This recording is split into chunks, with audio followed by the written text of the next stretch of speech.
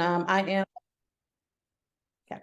All right, I am Alicia Davis, and today we will be talking about innovative assessment methods.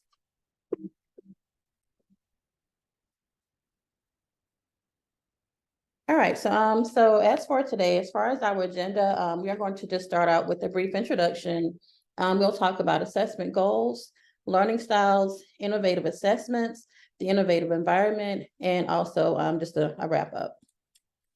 All right, so just a little bit about myself. Again, I am Alicia Davis, and I currently am the accounting program coordinator at Voorhees University in Denmark, South Carolina.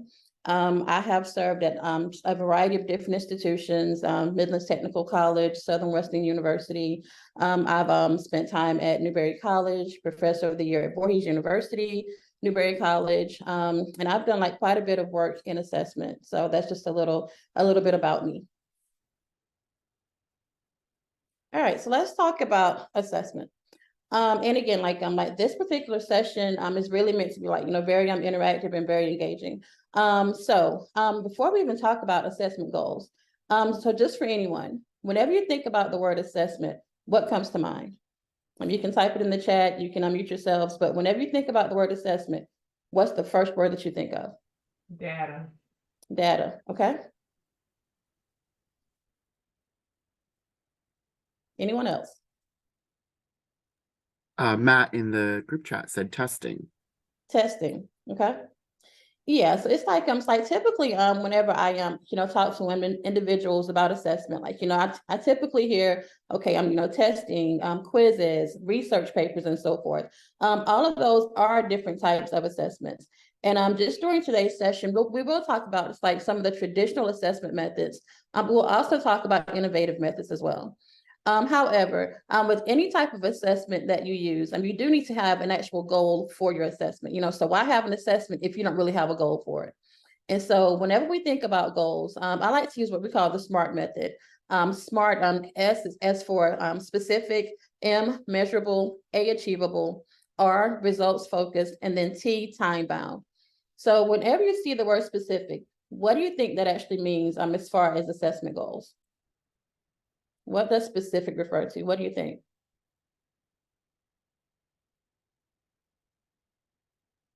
Okay. I would say that it's about one thing. It's not about many things. It's specific to something. Okay. All right. Anyone else? Okay. Yeah, you're narrowing the scope. Okay. Okay. All right. It's about one thing, narrowing the scope. Okay. Anyone else? Okay.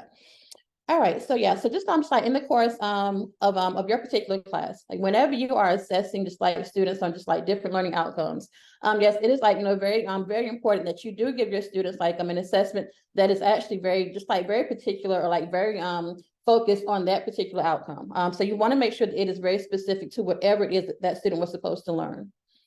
So the next part is going to be measurable. So whenever we say that a goal needs to be measurable, exactly what does that look like? What does that mean to you?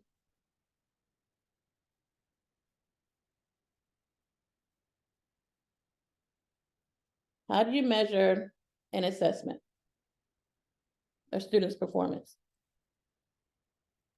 You have to have a tool.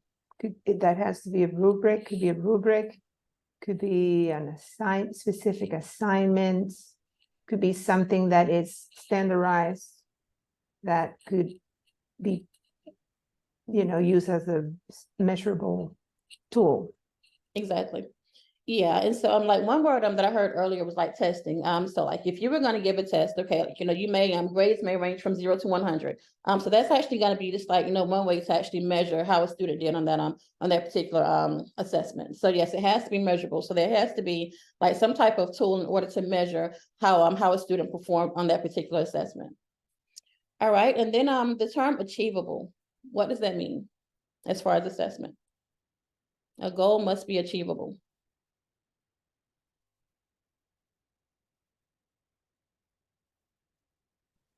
All right, so I teach accounting classes. I teach all things accounting. So let's say that we have a principles of accounting class 1. So on day one, as an instructor, as a professor, should I actually, like on day one, walk into the class and ask my students to prepare a balance sheet? Is it going to be an achievable goal for a student on day one of that class? If I did that, I think like probably one half of my class, if not more, probably drop my class on the first day. So it has to be like a goal that students are actually going to be able to achieve. Now granted, like, 100% of your students may not be able to achieve every goal, but at least give them some type of chance in order to be able to achieve that goal. So the goal needs to be achievable. And the next one says results focused. And sometimes with like the SMART method, instead of seeing results focused, you may see that R stands for relevant. And so if we have an assessment goal that is either results focused or relevant, what does that mean? What does that mean to you? An assessment should be results focused or relevant. What does that mean?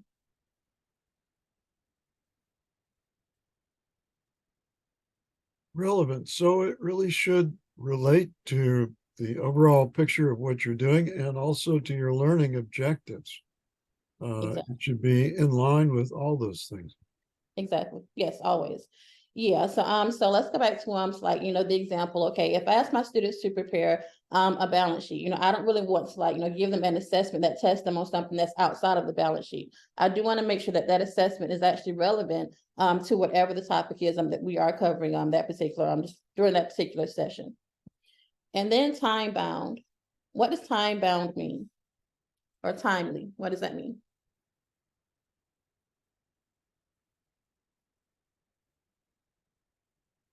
All right, so with that particular assessment, you should actually give students some type of time period in order to complete the assessment. So let's say that you give them a test. You may say, okay, you have 30 minutes to take the test. And okay, so make sure that you do give them some type of time frame, but also make sure that it's also an assessment too that student can actually complete within that particular time frame.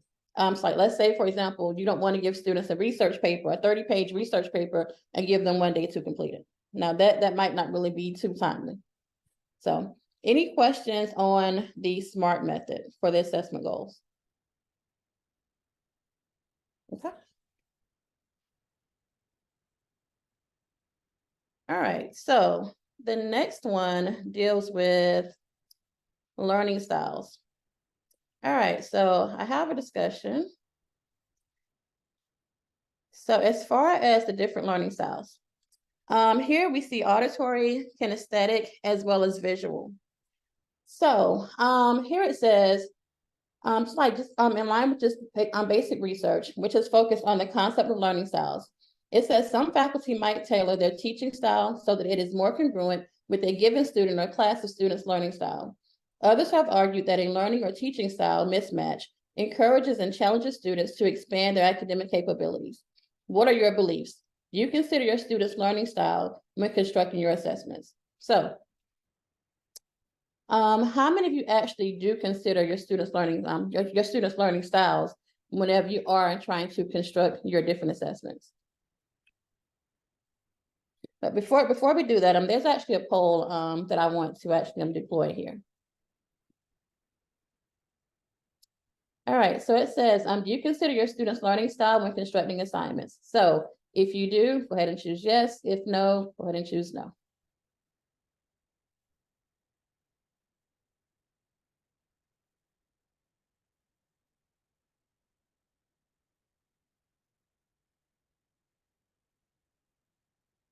All right, so we have 63% who said yes, and then we have 33% who said no. Okay, still moving. 70% for yes. Well, back down to 64% for yes. Okay. So I'd like to qualify how I voted. Okay. So I can't say anymore that learning styles, but I do look at learning preferences, right? I poll my students in the beginning so I know where they are with technology, and then I give choices. And so, for instance, when they respond, some people want to use low tech, right? Some people where they draw it, right? We have people who are artistic, obviously. Some people prefer making a video response, right? I've had graduate students who were sort of technology challenged. And so I tried to chunk the different parts so they could be successful. So that's why I said no. I Mhm, don't consider their learning style, but I do look at learning preferences mhm. and what they're comfortable with and what students need to be pushed a little bit out of their comfort zone. Yes, awesome. Okay. All right, anyone else? Okay. All right, so yeah, I do completely agree. And actually like being here at Voorhees University, our class sizes are relatively small. But I've also also been at institutions as well where the class sizes weren't as small. So yes, it's like I have actually gotten the chance to know a lot of my students. And so yes, I do actually know how they learn best. And so like let's say that we have like a visual learner. So like, just because I have a student who is a visual learner, I'm still actually going to incorporate just like other different techniques as well, because, I do actually want to push my students outside of their comfort zone. So it's like, I do look at preferences as well, but I do make sure that I use a variety of different learning styles, just like within each of my assessments. So is there anything else that anyone wants to add about learning styles? Wanted to pull Anything? in from the chat. Laura Price said, definitely it will affect their motivation to learn. And then Matt also agreed about considering the learning preferences. Yeah. Okay. And yeah, and I know like especially just like within our particular setting, yeah, motivation is like a really big deal. And so it's like, we really don't want to like, like put like any kind of like, damper on their particular motivation. And so like that's why I try to just kind of make sure that I incorporate like a lot of like just little different things. Like for example, students, they love their cell phones. I've been like, around faculty members who say, okay, students cannot have cell phones in the class, they can't have computers. Students are going to use the phone. So either they're going to do it out in the open, or either they're going to have it under their desk or whatever. So it's like whatever. I try to like really make sure that I meet the students where they are. Excuse me. I do try to make sure that I meet students where they are. And so like, whether or not that's like an auditory learner, kinesthetic or visual. But I believe that's also really going to be important too, especially in terms of maintaining their motivation as well. So any questions on this slide? Okay. All right, so let's talk about some assessments. Here I have like a lot of different assessments that are listed here. So we have e-portfolios, business pitch competitions, internships, case studies, discussions, video presentations, think, pair, share, peer assessments, the stock market simulations, certification testing, collaborative testing, blogs, interviews, student memberships, classroom polls, exit tickets. And so like I don't necessarily like use every assessment that's listed here. This is like pretty much like a compilation from just different faculty members within the School of Business.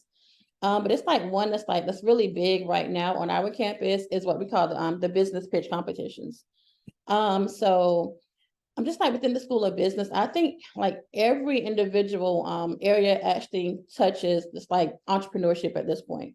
So whether it's accounting, whether it's finance, marketing, or so forth. And so one assessment method that we use is called the business pitch competition. And so like with the business pitch competition, students, they're actually required to incorporate an aspect of accounting because they do have to project the financial statements. They have aspects of finance. They have to use their soft skills. And so like with that, and so like the business pitch competition, it gives like students a chance to research, but it also gives like students a chance to present, so they have to work on their communication skills and so forth. But it also takes them away from just like the traditional test because like several of our students like really have like testing anxiety. It's like they can know the information, they can be really confident with it, but whenever it's time to take a test, they completely freeze. However, if you like, give them, and it's not like a business pitch competition, they excel. And so like, that's like kind of one way that we actually kind of deviate from the normal test, like the normal paper, or the normal quiz. Another one that's really big, it's probably, I'm going to say, collaborative testing.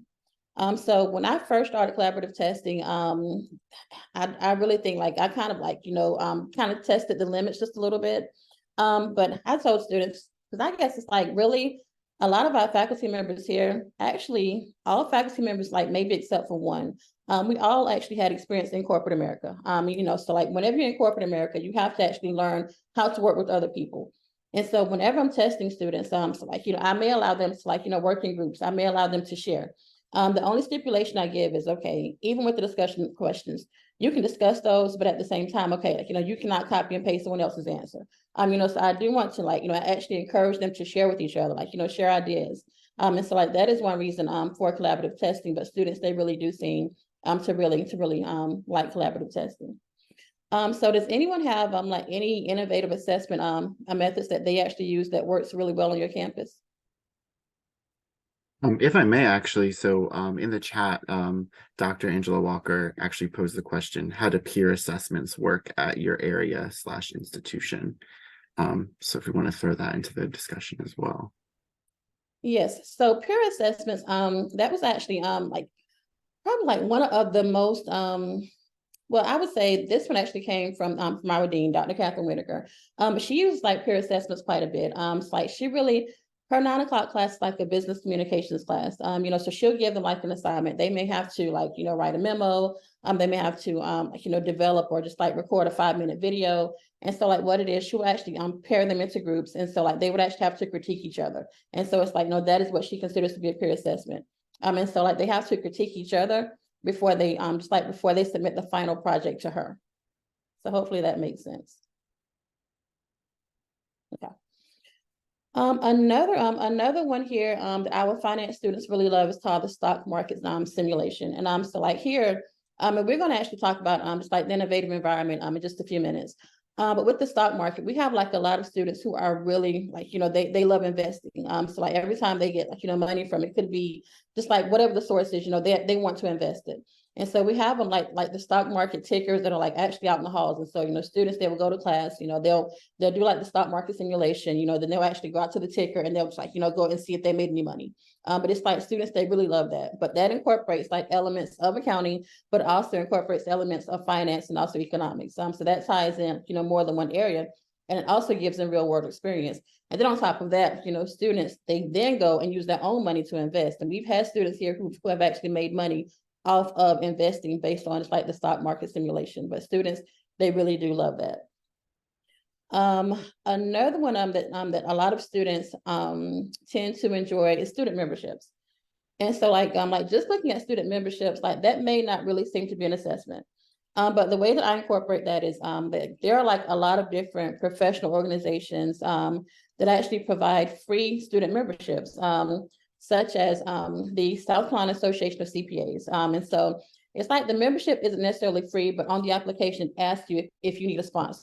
And so if you need a sponsor, they'll find a sponsor. So therefore the students don't have to pay. But as far as like the assessment component, and so there are events that occur all throughout the year for students. And so students are actually required, to attend a certain number, like a certain number of events. And so once they attend those events, then there is actually an assessment that is that's tied to that event. They may have to come back and write a paper. They may have to come back and do a presentation based on that particular event. But that's like another assessment that gets them outside of the classroom. And it kind of gets them away from having to just do like a paper or a quiz or something like that.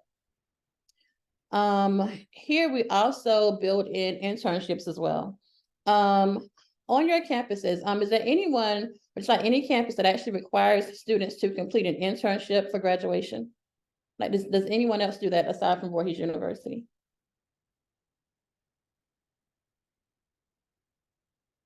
Okay.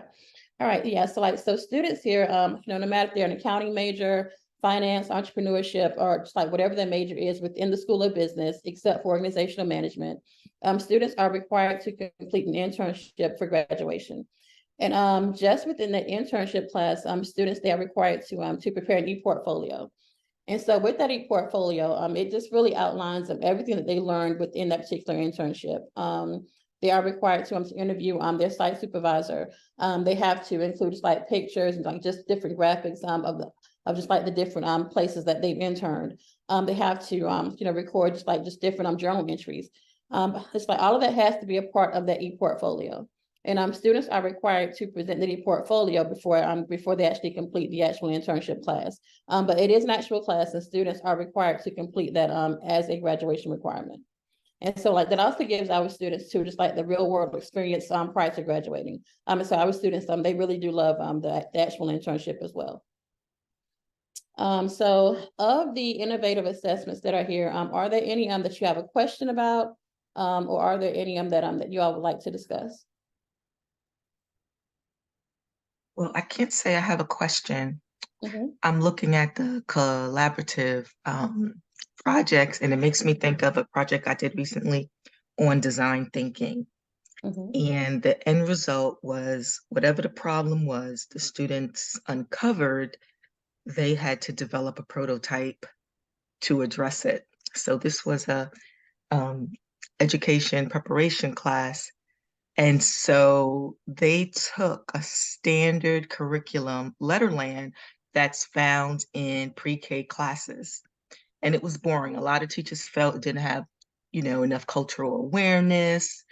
Some of the characters were flat, but they redesigned it using Candyland, right? But not only did they do that, they use AI to change the narrator's voice. And so the narrator was Snoop Dogg. And so I was blown away, right? Because how many times in an academic arena do you hear Snoop Dogg? Right. But it was so innovative, and they had such a great time doing it. And so another question you asked was about internships. So in ed prep, we do have a lot of clinical experiences, including practicums and student teaching. So it's a requirement for the course. I guess you can say it's a requirement for graduation, because if you don't do it, you don't graduate. So that's my 2 minutes. Okay. Okay. Anyone else? Okay. And I also just want to add to and so like each different just like assessment that is listed here. It's like, so with your assessments too, like the goal should actually be to like make sure that we are meeting our like our SLOs for the course, our PLOs for the program. But also to make sure that our students are prepared for whatever the next step is after graduation. That could be going to graduate school, that could be going out into the workforce. And so I think like that with each of these methods, like it is actually preparing our students to actually go out to the next step. And I kind of go back to just like with our student memberships. And it's like, we've actually had students to actually secure internships from being student members. And like some of those students have actually secured full-time employment upon graduation. So make sure again that you do have goals for your assessments, but also make sure that your assessments are preparing students for whatever their next step is in their journey. So any questions, or anyone else want to share any of their innovative ideas? Okay. And I also like to how you all encouraging your students to use AI. And I've heard like some professors who like kind of shy away from it, but once again, our students are going to use it. So I do encourage like the use of AI in my classes. However, I do make sure that students actually understand exactly whatever it is that they've wrote or whatever it is that they've constructed. Because if you cannot explain it, then that's an issue. So yeah, just make sure that students can actually explain it. So. And here we are going to deploy our second poll.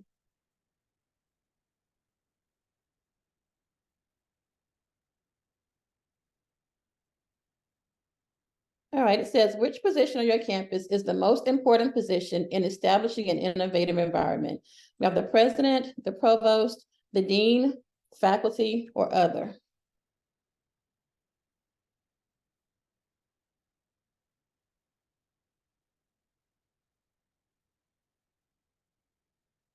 All right, 80% said faculty so far. Okay, most people say faculty. Okay. All right, so 75% for faculty, 13% for the provost, and then 13% for the dean. Okay, the numbers are still moving a little. Okay, provost 10%, dean 20%, faculty 70%. Okay. All right, so let me ask this question. Okay, so where does innovation begin? What do you think?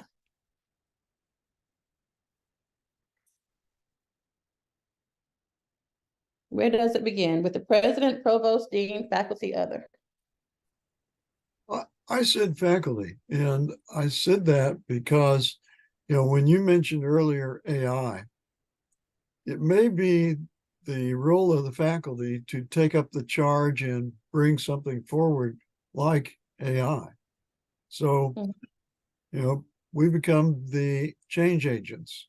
Not always, sometimes. I agree with that. All right. And yes, I do agree that it does begin with faculty. But let's kind of talk about just like an innovative environment, because like we've heard like the term innovation used quite a bit.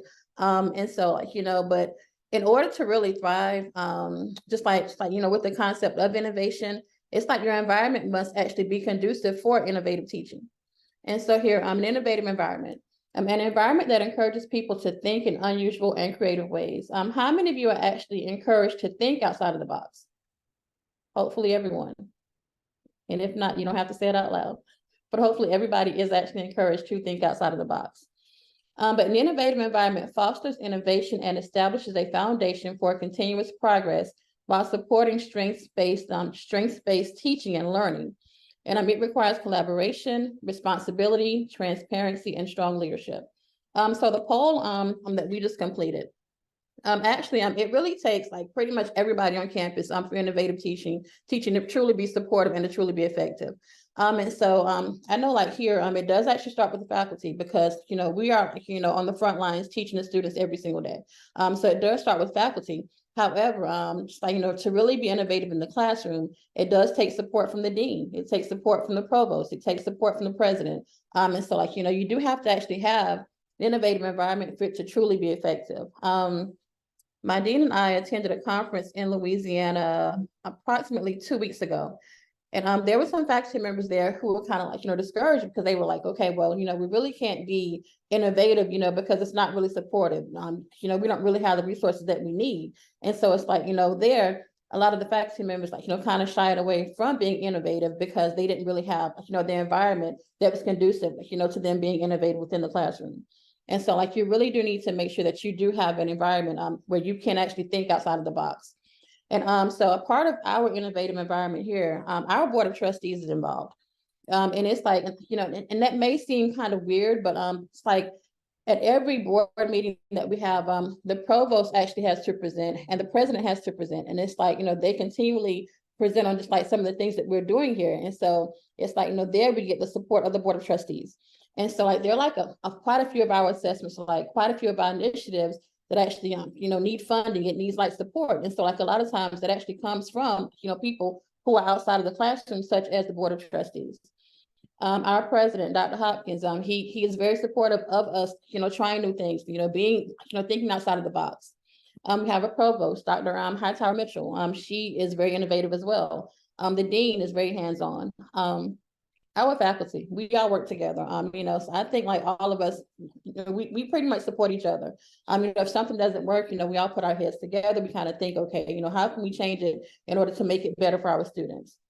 I think like one of the biggest, additions to our innovative environment has been the presence of our student advisory board. And so it's like, with us being faculty, like, we're, kind of older than our students, it's like, so we may not really know what's in and what's not in. And so like, with our students, let's say that we bring a speaker on campus and the students really didn't like the speaker. Well, okay, sometimes, the students may not really tell us that the student was not effective. However, they'll tell their peers. And so we have like a student advisory board, they kind of give us feedback on what works and what doesn't work. But it's like, with the presence of them, it's like, we've like pretty much been able to kind of transform the whole learning experience here on campus. We have industry and community partners. We do not have a lot of resources. We don't. And here, our campus is located in Denmark, South Carolina. Don't really know if any of you are familiar with the area, but the biggest thing that we have here is roses. That's it. We have roses and Piggly Wiggly. That is it. Our students like really don't have anything to do off campus. And so like, we really try to make sure our students, that they're able to travel. We've had students to go to Arizona, Louisiana. Our students are always traveling. and we very rarely have to pay out of pocket for anything at all. And it's like we normally don't have to pay because we have, like, industry and community partners. We have students who just attended the HBCU Leadership Summit in Charlotte, North Carolina. Deloitte paid for the entire, for the entire trip. We have 6 students who now have internship offers to intern this summer with Deloitte, and these are going to be paid internships, but they travel, and it's like they're able to actually enjoy a lot of different benefits that are educational as well. But it's like that actually comes from us having an innovative environment, us being able to put our students in a position to actually thrive. But again, that comes from having an environment that is conducive to learning. And I know I just said a whole lot. So what questions do we have on that, on the environment? In the chat, actually, Laura Price from Shaw University says that working on programming together could help consistency, novelty, and innovation of the curriculums. Definitely. Yeah, I work like a lot with our professor who teaches finance. Now, honestly, I hate finance. I do. I'm not a finance person. People think that accounting and finance are the same. They're not the same. I hate finance. But he hates accounting. However, it's like, we're actually able to kind of bounce ideas off each other. And that really does work well as well. And I'm the same with econ. I don't like econ, but we're able to work, nicely together. So yeah, programming and working together. Yeah, that does work. All right, here there is another discussion. Do you think that your environment is an innovative environment? What makes it innovative? If it is not innovative, what steps can you take towards creating an innovative environment on your campus? Who wants to chime in on this discussion?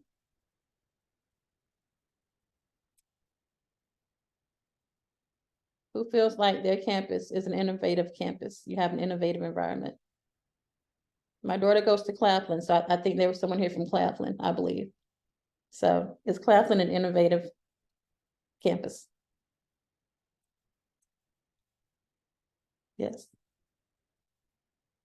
Okay. All right, so what questions, comments, or concerns do we have about assessment methods?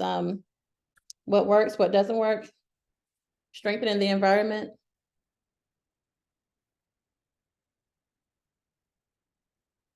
Okay. Are there any other questions in the chat? Couldn't quite see it.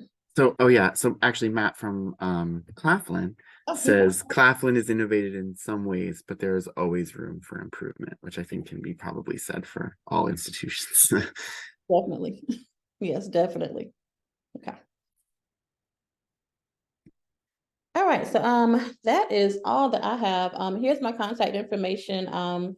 Again, I am at Voorhees University. Here's contact information, office number, email. So if you have any questions, if you just kind of wanted to chat a little bit more, feel free to reach out to me. So, but that's all that I have.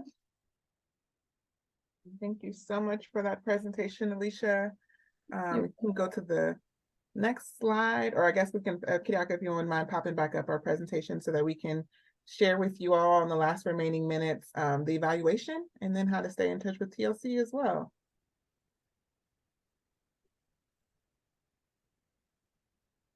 Okay. So while he's pulling that back up, so yeah, we do have an evaluation. It's a couple, it shouldn't take you more than a minute to complete. It's just a handful of questions. And then after we close out today, we will be publishing, as I mentioned earlier, we'll be publishing the recording for this session on LinkedIn. So you'll be able to go back and view it and share it with your colleagues. And then you'll also be receiving the slide, or not, excuse me, the slide, but the video presentation via email as well. So yes, so we do have it up on the screen. So if you wouldn't mind going to bit.ly /TLC Talk or TLC Talks Eval 5, and we'll also put it in the chat so you can easily click through it. That'll be the evaluation. And then if you need to get in touch, or if you have any questions or comments or feedback that you want to direct straight to our team, you can always email the Teaching and Learning Center at tlcenter@uncf.org, or you can email myself or Kiriako directly. You can see our email addresses on the screen right there. And then, as I mentioned, please feel free to connect with us on LinkedIn. We are trying to build a strong network of faculty, staff, administrators, and stakeholders on our LinkedIn page so that you all can, meet and convene and engage with one another. So feel free to join and tune in there. So any lingering questions for Alicia or for the TLC team in the remaining moments we have? We did fantastic on time today, so I'm really proud about that. Time bound, as she said. So yes, we met our goals for today's presentation, I hope. We did just drop the link for the evaluation in the chat, so you can easily click that as well.